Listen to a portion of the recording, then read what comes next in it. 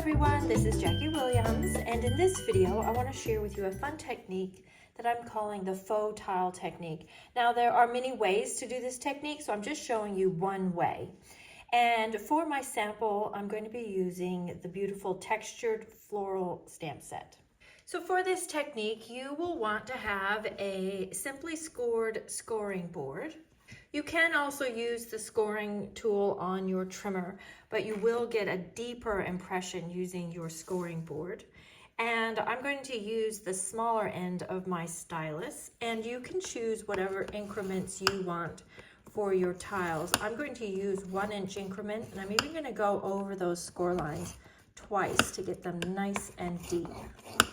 Now this piece of cardstock that I'm using is 2 7/8 by 7 3/8 inches. Now that we have our nice deep score lines, I'm going to do some stamping, and the Textured Florals is a photopolymer stamp set, so I am going to use my stamp mat underneath. I'm going to start with my large flower, and I'll use fresh freesia. Now with this technique, you want to, of course, have enough pressure that you get a good image, but not so much pressure that your stamping goes down into those grooves that we just made. So you see how I have that white X through my flowers. That is what you want. I think I'm going to just do a couple more of these, of the big flowers. There we go. Now I want to add a center to my flower, and I'm going to use Orchid Oasis, but this color is quite dark, so I am going to stamp it off first and just add that like so. And I'm going to use the Wild Wheat with the medium flower, and I want to show you a little tip that was shared by Patty Bennett, especially with these type of stamps, which we call distinctive stamping.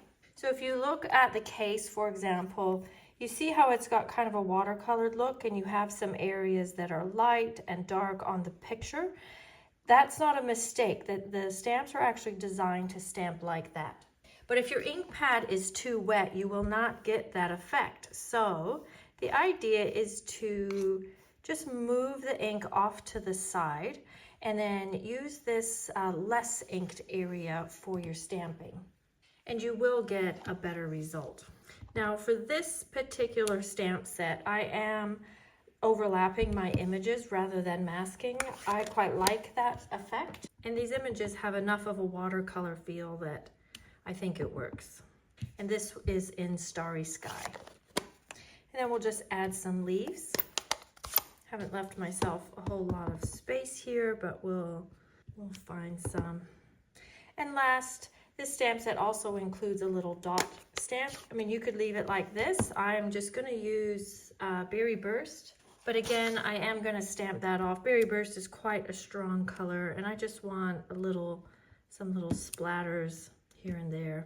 Then we'll use my scrap paper here and do a little bit of blending.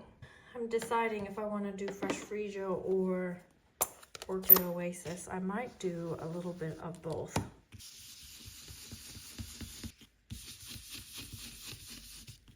And there we go. That is how we do this simple tiled effect.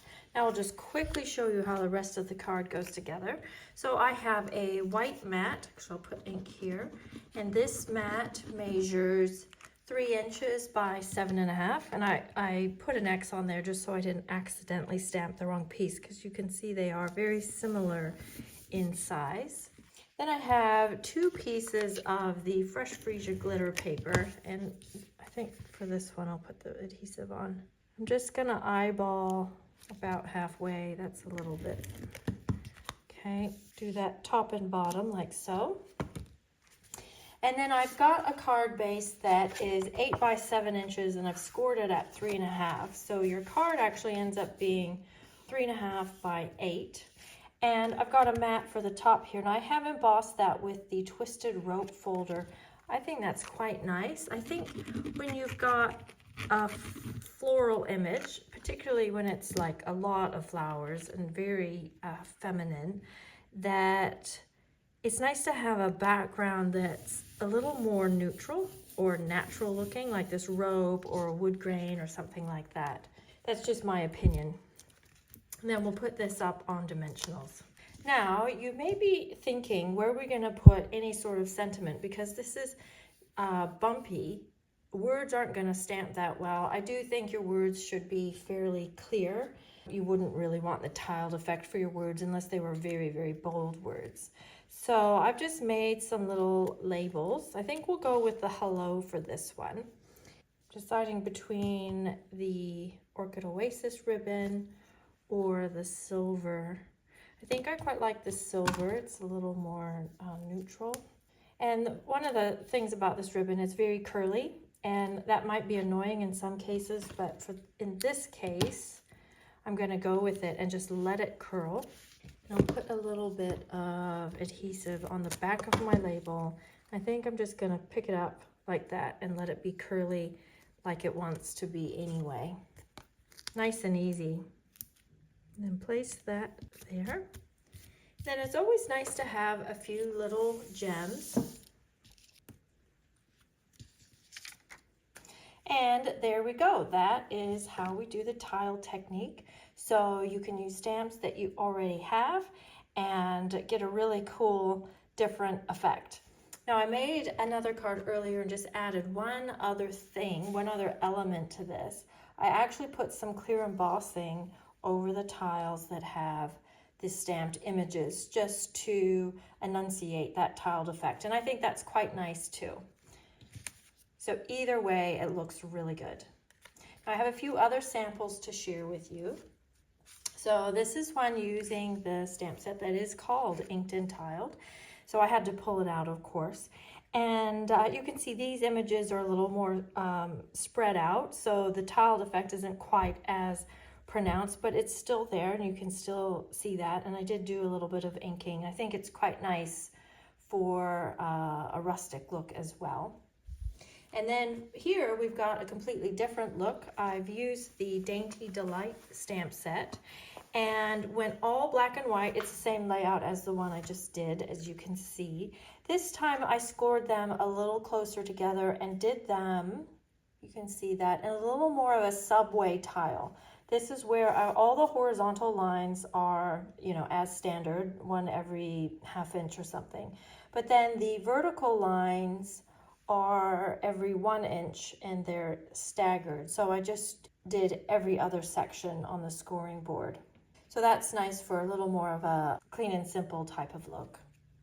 For this sample, I've used the large snowflake stamp and done a little bit of emboss resist.